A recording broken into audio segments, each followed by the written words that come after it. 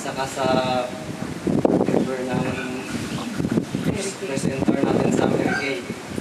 At sa lahat ng nandito na nakikinig, good morning. So,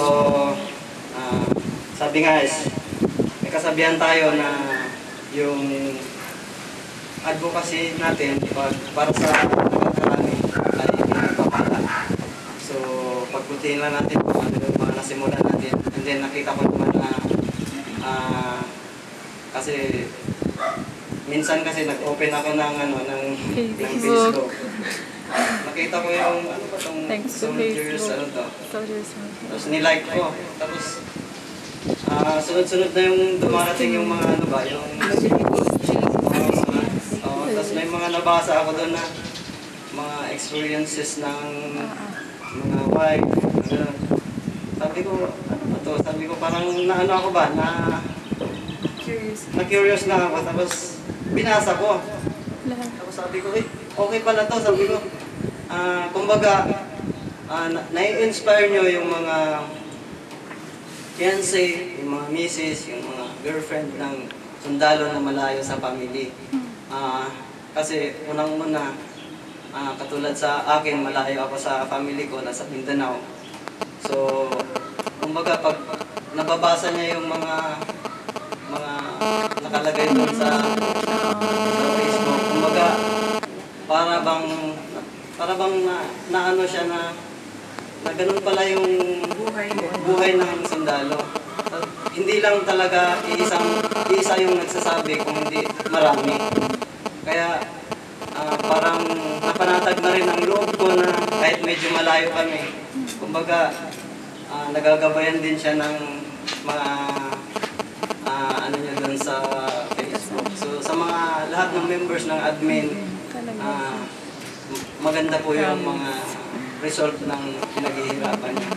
Alam ko na maraming nagsusumbong na mga problems. Hindi natin ano yan kumbaga hindi maiwasan. Yung nakita ko naman yung mga advices ng mga admin is, kumbaga minsan nga naghihingi pa ng ano doon kasi matagal masagot yung questions doon. Oo, kasi madami. Busy si admin. Mga admin ba? Kaya sabi ko, Misa walang tao.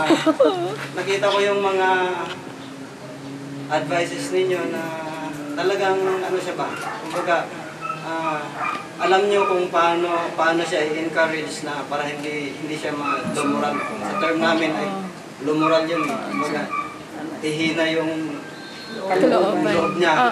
And then, sa time na darating sa punto na sabi na ganyan, balin tayo. So, hirap.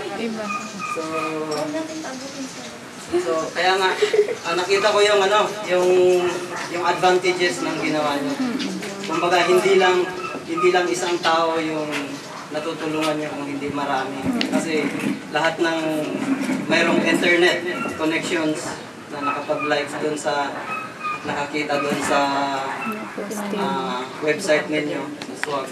So, nababasa nila, na-inspire din. Katulad ko, minsan kumbaga, na-inspire din ako. Bakit? Kasi sa halip na mag-isip na hindi maganda yung misis ko, kumbaga,